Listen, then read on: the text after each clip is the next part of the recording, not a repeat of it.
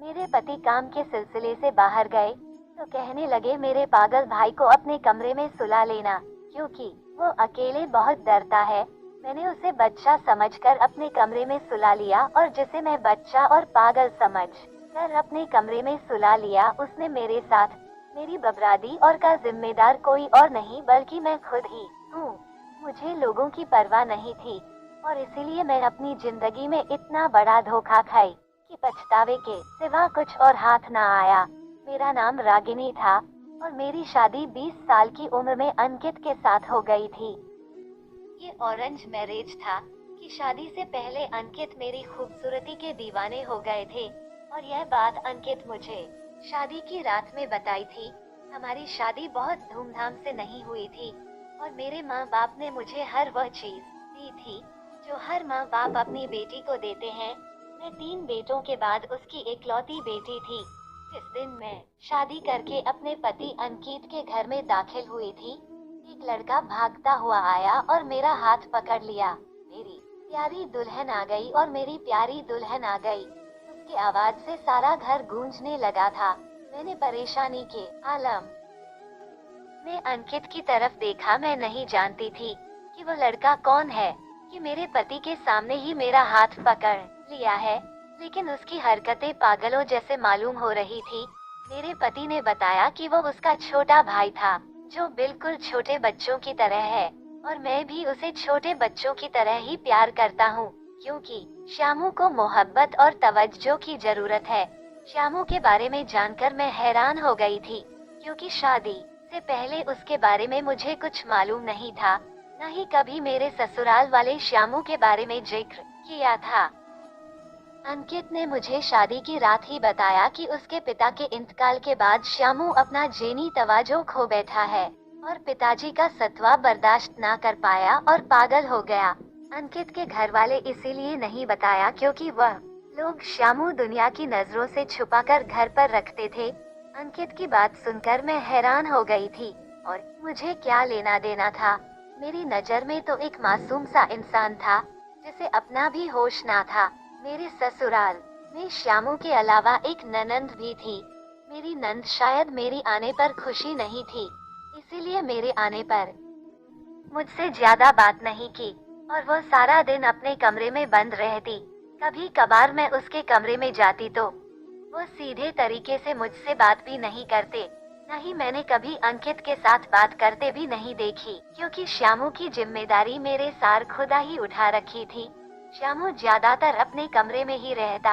श्यामू कभी कभार अपने कमरे से निकलकर तो वह मेरे पास आकर बैठ जाता और मेरा हाथ पकड़कर मेरी चूड़ियों से खेलने लगता और मैं मायके जाकर जब आती तो वह फौरन आकर मेरे माथे को चूम लेता और मुझे अजीब अजीब किस्से सुनाता। वह पूरी तरीके से पागल भी नहीं था। कभी कभी ऐसी समझदारी की बातें करता कि मैं हैरान रह जाती, तो कभी ऐसी हरकत करता कि लगता ही नहीं कि वो है समझदारी की बातें करता है। मैं शादी के बाद 1 हफ्ते बाद मैं अपने मायके 4 दिन के लिए रहने गई तो श्यामू मेरा हाथ पकड़कर जोर जोर से रोने लगा। प्यारी दुल्हन, मैं आपके बगैर नहीं रह सकता। उसका बात सुनकर मुझे बहुत उसके ऊपर प्यार आ गया। वो बिल्कुल मेरे छोटे भाई के जैसे था। श्यामू की वजह से मैं 2 दिन में वापस आ गई। मेरे जल्दी लौट के आने पर वह बहुत खुश था और अपने मम्मी से कहकर मेरे लिए पुलाव पकवाया और खुद भी मेरे हाथों से ही खाया।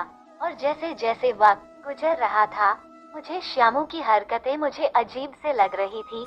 जैसे ही मैं और अंकित कमरे में आते, वह मेरे साथ कमरे में आ जाता और अंकित के साथ कमरे में सोने के लिए बैठा रहता।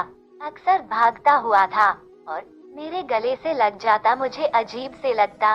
वो कसकर मुझे अपने बाजुओं में पकड़ता तो मेरी सांस फूलने लगती और श्यामू जैसे जैसे हंसने लगा और अंकित आजकल ऑफिस से घर लेट आने लगा और श्यामू उस वक्त ज्यादातर मेरे कमरे में बैठा रहा था। श्यामू की मौजूदगी में मैं खुद को अनकंफर्टेबल महसूस करते थे और श्यामू अजीब अजीब से सवाल करता और मैं शर्म से पानी पानी हो जाते। एक दिन मैं वॉशरूम में नहाने के लिए गई तो मुझे ऐसा महसूस हुआ कि जैसे मुझे कोई देख रहा हो। जैसे ही मैं नहाकर दरवाजा खोला तो मेरी जान निकल गई। श्यामू चाबी वाले सुराग से झगड़ रहा था। मैंने गुस्से से पूछा कि तुम यहाँ क्या कर रहे हो। श्यामू मेरे सवाल का जवाब दिए बगैर मेरे कमरे से भाग गया। मेरी समझ में यह नहीं आया कि इस बारे में मैं किसी से बात करूं। मैं किसी से क्या कहते, वह तो पागल था। सब मेरे ही किरदार पर उंगलियां उठाते मैं खामोश हो गई। ससुराल में तो सब एक एक कदम फूंक कर रखना पड़ता है। ऐसे में श्यामू के बारे में बताकर अपने पति के दिल से उतरना नहीं चाहती थी और ना ही सास की नजरों में गिरना चाहती थी, क्योंकि श्यामू तो सबका लाडला था। और एक दिन मैं किचन में काम कर रही थी, वह पीछे से आया और मेरा दुपट्टा खींच लिया। मेरा दुपट्टा उसके हाथ में था और मैं बिना दुपट्टे की खड़ी थी। श्यामू की नजरें मेरी जिस्म पर जमी हुई थी और मुझे अजीब सा महसूस हो रहा था। मैंने कहा कि मेरा दुपट्टा वापस करो। वह तो मेरा दुपट्टा लेकर गायब हो गया। चूल्हे पर प्यार जल रही थी। मैं उसके पीछे जाने के बजाय मैं प्यार देखने लगी। इतने में मेरी सास किचन में आई और मुझे बगैर दुपट्टे के किचन में देखकर बोली, घर में श्यामू भी मौजूद है, अपने दुपट्टे का ध्यान रखो। और मैं अपनी सास को कुछ बताती उससे पहले श्यामू वापस आ गया और अपनी माँ से मेरी शिकायत करने लगा। वह रोते हुए अपनी माँ से कह रहा था, प्यारी दुल्हन ने मुझे कहा है मैं उसके कमरे में जाऊंगा तो वह मेरा हाथ जला देगी। ऐसा पहली बार हुआ था। श्यामू की ऐसी झूठ पर मैं हक्का बक्का रह गई। उससे पहले मैं अपनी सास को कोई सफाई देती, उसने मुझे अजीब सी नजरों से घूर और श्यामू का हाथ पकड़कर अपने कमरे में ले गए। मैं हैरान थी, श्यामू ने झूठ क्यों बोला, लेकिन मुझे वह ख्याल आया तो वह पागल है। शाम को अंकित ऑफिस से घर आएगा तो मैंने उन्हें वह दिन वाला सारा किस्सा सुनाया। अंकित जोर से हंसने लगा और कहने लगा, तुम वह श्यामू की बातों को दिल से लगाती हो। मम्मी को भी मालूम है कि वो ऐसी बातें करता है। अंकित की बातें सुनकर मैं खामोश हो गई, लेकिन श्यामू का रवैया आज मुझे अजीब लगा था, जिसे मुझे उसकी इस हरकत पर पहुंच गुस्सा आया था। और कभी मेरा दुपट्टा खींच देता था तो कभी मेरा चूड़ियां से खेलता था और कभी मुझे गले लगा लेता था तो कभी मेरे बालों को खोल देता था। लेकिन मैं ये सोचकर उसकी इस हरकत को नजरअंदाज कर देती कि वो जहनी तौर पर बच्चा था। और एक दिन अंकित की बुआ की बेटी की शादी थी और उन्हें बारात में दूसरे शहर जाना था। अंकित की बुआ बहुत सादगी से अपनी बेटी की शादी कर रही थी, इसीलिए सिर्फ 2 ही लोग की दावत थी और मेरे सास को जाना जरूरी था। इसीलिए अंकित ने कहा, माँ को लेकर चले जाऊंगा। और श्यामू अकेले नहीं सोता था, वो हमारे सास के साथ ही सोता था। अंकित ने कहा, एक रात की बात है, तुम श्यामू को हमारे कमरे में सुला लो।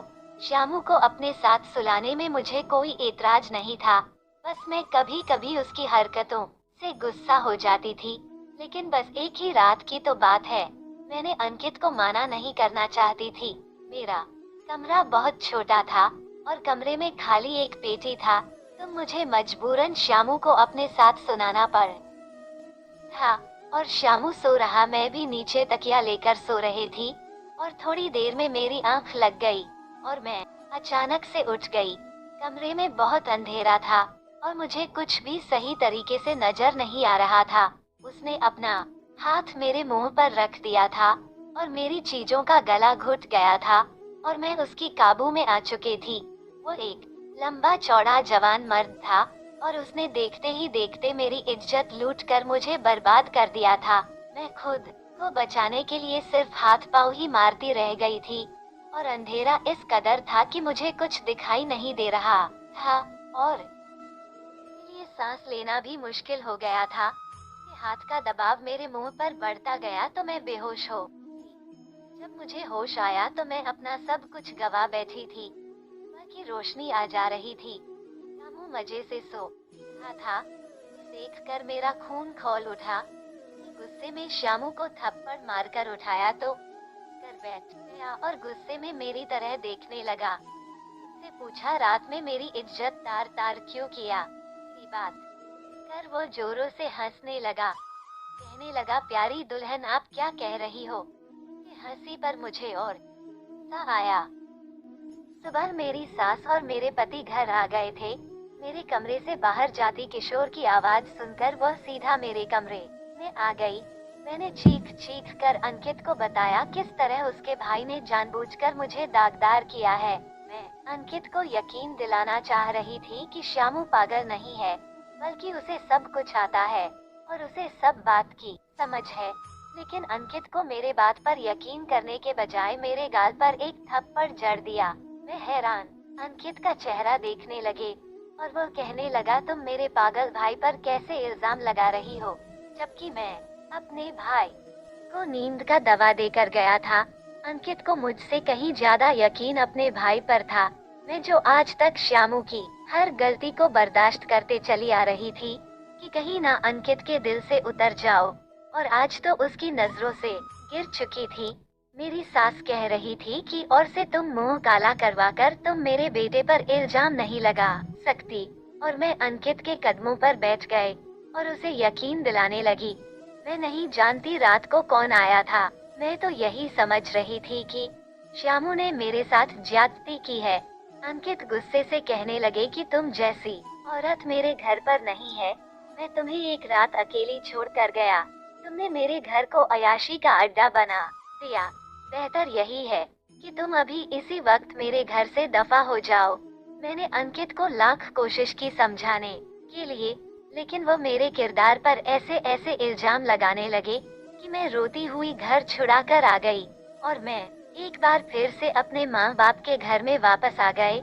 और मुझे घर आए 15 दिन हो चुके थे और अंकित ने एक भी बार मेरी कोई खबर नहीं ली। और 1 महीने के बाद अंतिम कर मेरी दहलीज पर खड़े हुए, और मैं जानती थी कि मेरी बर्बादी का वक्त आ गया है और अंकित मुझे हमेशा के लिए छोड़ जाने के लिए आए हैं। और पापा ने अंकित को ड्राइंग रूम पर बैठा है, तुमसे बात करना चाहता है। मैं मरे मरे कदमों से ड्राइंग रूम पर पहुंच गए। मुझे देखते ही अंकित मेरे कदमों पर गिर गए और मैं हैरान हो गई थी कि मुझे ये समझ नहीं आ रहा था। और लेकिन वह रो रो कर मुझे से माफी मांग रहा था, और अंकित ने जब सारी बात बताई तो मैं सुनकर हैरान हो गई थी। श्यामू ने 2 रात पहले ही पड़ोस की लड़की की अपनी हवास का शिकार बनाया था और उस लड़की के घर वाले ने दर्ज कराई। पुलिस ने श्यामू को पकड़कर काम को अंजाम दिया तो पता चला उसी ने सारा शुरू किया है। उसने इस बात की कबूल कर लिया कि उस रात को अपनी भाभी को ज्यादती का निशाना बनाया था, क्योंकि उसकी नीयत पहले दिन से ही तुम पर खराब था। अंकित रोते हुए कह रहे थे कि वो सोच भी नहीं सकते थे कि उसकी बहन और भाई उसकी जिंदगी उजाड़ देंगे। मैं अंकित को माफ कर दिया था और उसका हाथ पकड़कर हम दोनों वापस अपने घर चले गए थे। कभी कभी हम रिश्ते को परखने में गलती कर बैठते हैं और यह गलती बहुत भारी पड़ती है। दोस्तों, लगी तो लाइक कमेंट चैनल को सब्सक्राइब करो, हम ऐसी वीडियो आपके लिए लाते रहेंगे। धन्यवाद।